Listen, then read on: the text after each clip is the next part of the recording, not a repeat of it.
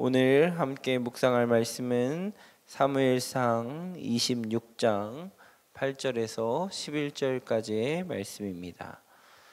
거룩하신 하나님의 말씀입니다. 아비새가 다윗에게 이르되 하나님이 오늘 당신의 원수를 당신의 손에 넘기셨나이다. 그러므로 청하오니 내가 창으로 그를 찔러서 단번에 땅에 꽂게 하소서. 내가 그를 2번 찌를 것이 없으리이다 하니 다윗이 아비새에게 이르되 죽이지 말라. 누구든지 손을 들어 여호와의 기름 부음 받은 자를 치면 죄가 없겠느냐 하고 다윗이 또 이르되 여호와께서 살아계심을 두고 맹세하노니 여호와께서 그를 치시리니 혹은 죽을 날이 이르거나 또는 전장에 나가서 망하리라. 내가 손을 들어 여호와의 기름 부음 받은 자를 치는 것을 여호와께서 금하시나니 너는 그의 머리 곁에 있는 창과 물만 가지고 가자 하고. 아멘. 운전하시는 분이라면 누구나 한 번쯤은 경험해 보셨을 일이라고 생각합니다. 나는 똑바로 제대로 운전을 잘 하고 있는데, 능숙하게 하고 있는데 내 앞에 운전자가 답답하게 길을 막고 있다든지, 아니면 과속하고 오는 차가 위험하게 내 앞을 끼어든다든지, 아니면 좁은 골목에서 길을 막고 서 있는 사람이 있는가 하면, 아니면 길 한중앙에서 늦게 내가 가지 못하게 막고 있는다든지, 이런 것들을 경험하게 되면 내 인격과 의지와는 상관없이 내 입에서 거친 말이 나올 때가 있었던 적이 혹시 있으십니까?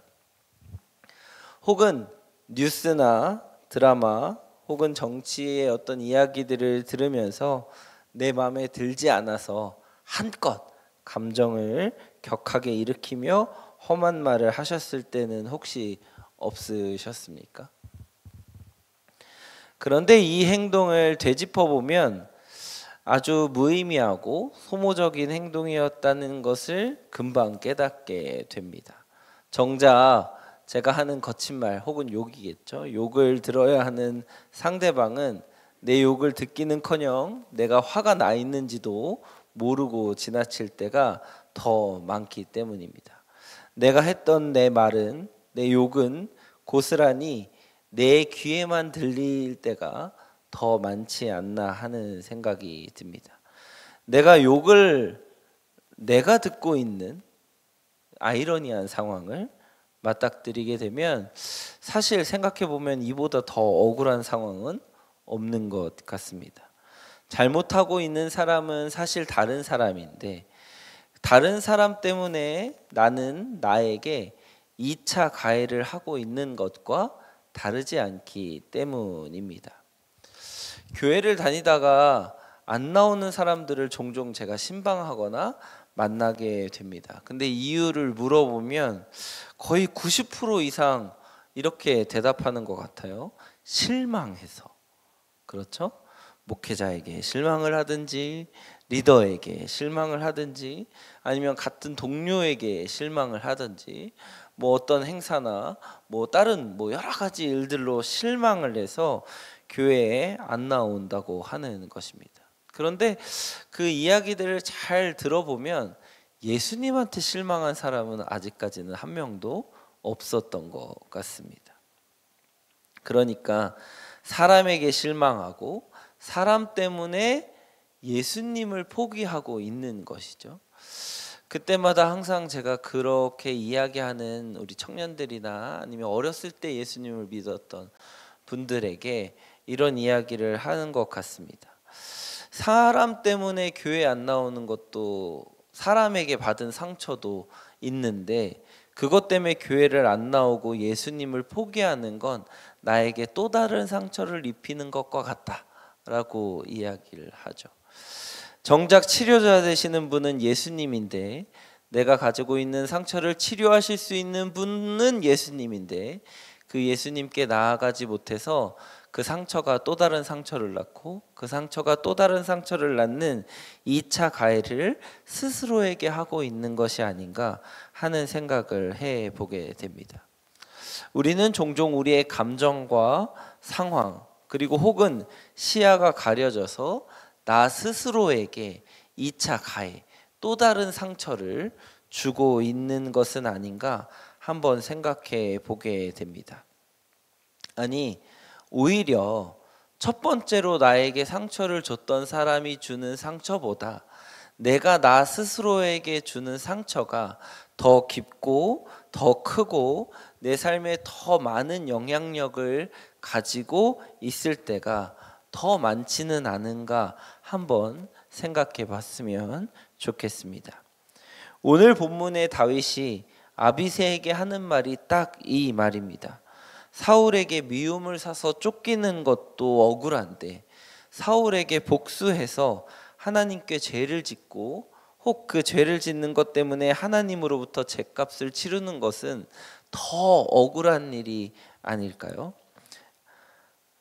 없는 죄를 내 감정과 억울함을 푸는데 만들어내면 그 죄값은 무엇으로 감당하냐는 말이 바로 다윗이 아비새에게 하는 말입니다.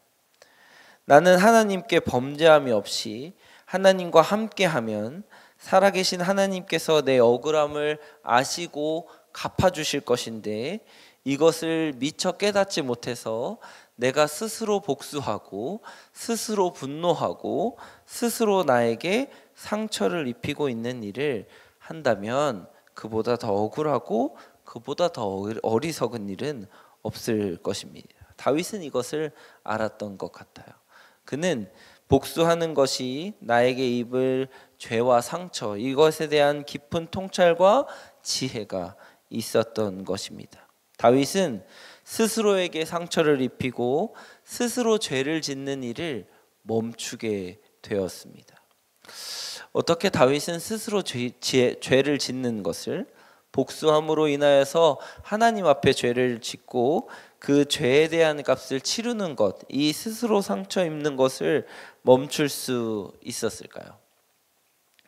첫째는 이 선택의 주도권을 상대방에게 넘기지 않았기 때문입니다. 상대방의 감정과 행동 그리고 반응에 의해서 내가 어떻게 할지를 결정한다면 내 삶의 주도권은 과연 나에게 있는 것일까요? 아니면 상대방에게 있는 것일까요? 상대방에게 있는 것입니다. 다윗은 사울에게 선택의 주도권을 넘기지 않았습니다. 오늘 본문은 다윗이 사울을 살려주고 찾아온 두 번째 기회입니다.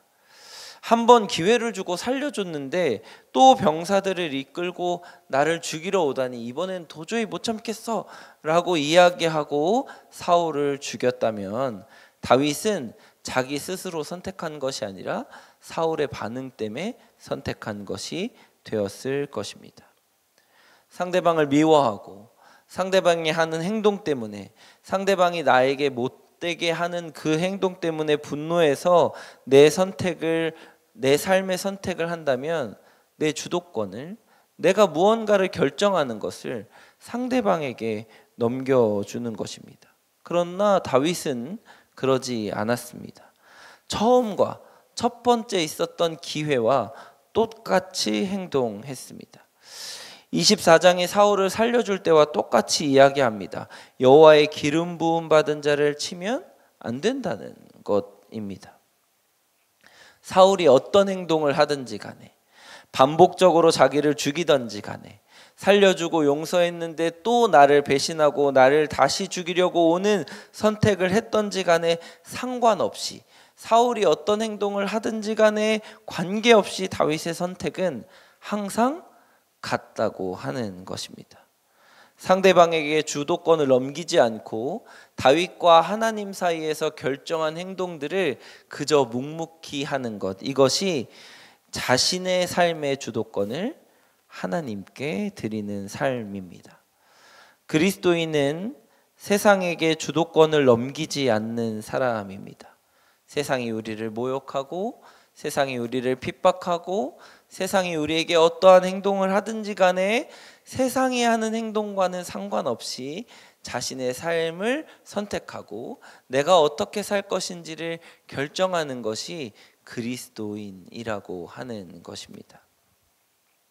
바라기는 여러분의 오늘의 삶의 어떠한 선택의 순간에 상대방과는 상관없이 여러분이 스스로 결정한 대로, 여러분이 하나님과의 사이에서 결정한 대로 행동하실 수 있는 그런 믿음의 결정을 하는 말씀상 공동체 성도님들이 되시기를 주님의 이름으로 축복합니다. 두 번째는 하나님이 내 상처를 싸매시는 분이라는 신뢰가 있을 때 이런 행동을 할 수가 있습니다. 우리는 상대방의 행동에 상관없이 행동을 결정한다고 하는 것, 첫 번째 이유는 상대방이 주는 상처를 계속 입겠다고 하는 결정과도 다르지 않을 수 있습니다. 상대방에게 반응을 하지 않는 것이니까 상대방이 계속 상처를 입혀도 괜찮다라고 이야기하는 것이죠. 다윗처럼 이제 다윗이 오늘 본문에 이러한 결정을 하면 사울이 다시 돌아가잖아요. 그럼 사울이 다시 쫓아오지 않았을까요? 그렇지 않았죠. 사울은 계속해서 다윗을 죽이려고 반복해서 다윗을 죽이는 기회를 잡으려고 하고, 다윗은 여전히 쫓기는 신세, 여전히 방황하는 신세로 남아 있습니다. 삶은 계속 유지되었습니다. 그러나 다윗이 이러한 선택을 할 수 있는 것은 오늘 본문 말씀의 마지막 말씀에서와 같이 기름 부은 발을 치는 것은 여호와께서 금하신 것이고, 그것은 누구에게 달려 있다는 것이죠? 하나님이 하신다는 것입니다. 하나님이 원수를 갚으시고, 하나님이 억울함을 풀어주시고, 하나님이 상처를 싸매주시고, 하나님이 내 분노와 내 억울함, 내가 가지고 있는 이 상처를 다 갚으시는 분이시라는 것을 다윗은 믿고 신뢰했다고 하는 것입니다. 내 삶에는 변화가 없고 내 상처는 여전히 계속되는 것 같아 보이지만 결국 하나님을 믿고 신뢰함으로 모든 주도권을 하나님께 넘기면 그 상처를 싸매시는 분은 하나님이시라고 하는 것입니다. 하나님을 믿고 신뢰하는 방법이야말로 주도권을 상대방에게 그리고 세상에 넘기지 않는 가장 좋은 방법이라고 하는 것입니다. 사랑하는 말씀상 공동체 성락성결교회 성도 여러분, 상대방이 주는 상처와 아픔 그리고 분노 때문에 스스로에게 가해를 입히는 해를 멈추고 오늘 하루 하나님과의 사이에서 그리스도인다운 선택과 결정을 하실 수 있는 여러분 되시기를 바랍니다. 그리고 하나님으로부터 오는 위로와 치료가 오늘 여러분의 하루 가운데 온전하게 펼쳐지기를 주님의 이름으로 축복합니다. 기도하시겠습니다. 우리의 치료자 되시며 우리를 위해 항상 일하고 계시는 하나님 아버지 감사합니다. 우리는 살아가면서 서로에게 상처를 주기도 하고 받기도 하는 연약한 인생임을 용서하여 주시옵소서. 하나님의 말씀보다 감정과 상황에 앞서서 행동하고 스스로에게 상처를 입히는 우리를 긍휼히 여겨주시고 오늘 하루를 살아가면서 말씀이 삶의 주도권이 되고 선택이 되어서 스스로에게 상처 주는 것을 멈추는 우리가 되게 하여 주시옵소서. 나에게 상처를 주는 사람들에게 내 삶의 주도권을 넘기기보다 하나님께 우리의 삶의 주도권을 넘겨서 치료자 되시고 우리의 영원한 인도자 되시는 하나님으로부터 함께 살아가는 오늘이 되게 하여 주시옵소서. 이 시간부터 수요 예배가 있는 시간까지 사모하는 마음으로 하루를 살아가게 하시고 하나님을 예배하는 삶이 곧 상처가 낫는 삶임을 경험하는 하루가 되게 하여 주시옵소서. 우리를 위해 스스로 십자가의 길을 걸으시고 나의 죄를 깨끗하게 사하여 주신 예수님의 이름으로 기도합니다. 아멘.